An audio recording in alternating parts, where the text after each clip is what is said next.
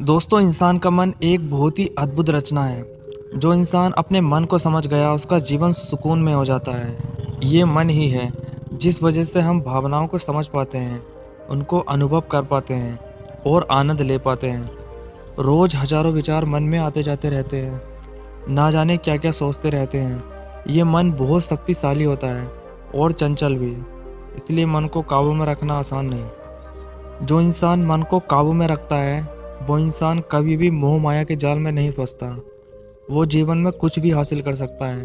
मन ही इंसान का सबसे बड़ा दोस्त और सबसे बड़ा दुश्मन भी होता है। लेकिन यह आपके हाथ में है कि मन को अपना दोस्त बनाना है या दुश्मन। याद रहे कि मन बस ऐसे एक बेलगाम घोड़े की तरह होता है जिसकी लगाम आपके हाथों में होती है।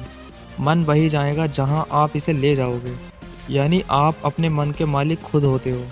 जब तक आप अपने मन के मालिक हो, तब तक ये मन भी आपके साथ एक सच्चे दोस्त की तरह व्यवहार करेगा। लेकिन एक बार इस मन की लगाम ढीली छोड़ी, तो ये मन आपका सबसे बड़ा दुश्मन बन जाएगा और ये आपको वहाँ ले जाएगा जहाँ ये ले जाना चाहता है। यानी आप अपने मन के अधीन हो जाओगे और वही करोगे जो आपका मन कहेगा। फिर यहीं से शुरू होगा सफ़र आपकी बर्बादी, दुख और क्लेश का। दोस्तों, वास्तविकता में मन हमारी सेवा के लिए बना है, हमारे सुख के लिए बना है, ताकि हम इस मन का सही प्रयोग करके जीवन में आनंद, सुख, शांति, सफलता को हासिल कर सकें। लेकिन सब कुछ इसके विपरीत हो रहा है, क्योंकि मन हमारे अनुसार नहीं बल्कि हम मन के अनुसार चलने लगे हैं। वास्तविकता में ये मन हमारा नौकर है, लेकिन मन की हर बात मानते मानते हम अपने ही मन के गुलाम बन चुके हैं। अधिक समय तक मन का गुलाम बने रहने से ये मन आपके करियर और आपकी जिंदगी को बर्बाद करके रख देगा। लोग जिंदगी में करना तो बहुत कुछ चाहते हैं, लेकिन कहते हैं कि मन नहीं करता। पढ़ाई करने लगते हैं तो कहते हैं पढ़ाई में मन नहीं लग रहा, काम में मन नहीं लग रहा। सुबह जल्दी उठना चाहते हैं लेकिन मन नहीं करता। अपनी जीवन शैली को बदलना चाहते हैं लेकिन मन नहीं मानता। ये मन शरीर को आलसी बना देता है। यानी जिस मन को आपके अनुसार चलना चाहिए, वही मन अपनी मनमानी कर रहा है, आपको बुरी और गंदी बातों की तरफ आकर्षित कर रहा है। और ऐसा इसी वजह से हो रहा है क्योंकि हम मन के गुलाम बन चुके हैं। मन आपको अपना गुलाम बनाकर अपनी मनमानी शुरू कर देता है। मन अपने कुछ क्षण के आनंद के लिए आपके शरीर का उपयोग करता है। ये बात आप तब तक नहीं समझते जब तक कि वो आपको बर्बाद ना कर दे।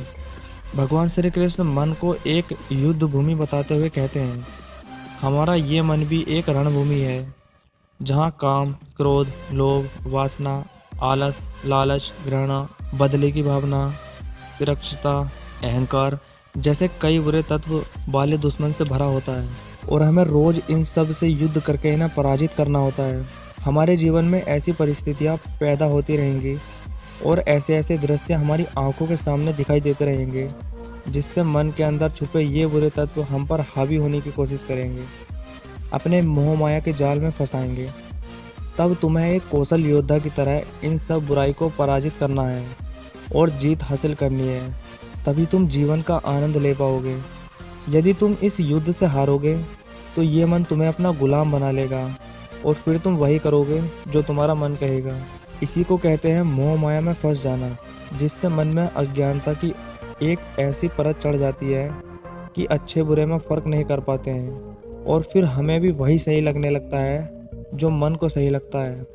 ऐसे में तर्क वितर्क की कोई गुंजाइश ही नहीं रहती।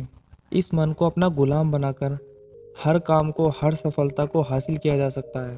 हर मुश्किल काम को आसान बनाया जा सकता है। जब हम कुछ भी करने की जिद मन में उठा लें तो उसमें सफल होने से कोई नहीं रोक सकता। इसलिए मन की सुनो, लेकिन गुलाम बनाकर नहीं, मालिक बनाकर। इसीलिए मन की सुनो, लेकिन गुलाम बनकर नहीं बल्कि मालिक बनकर।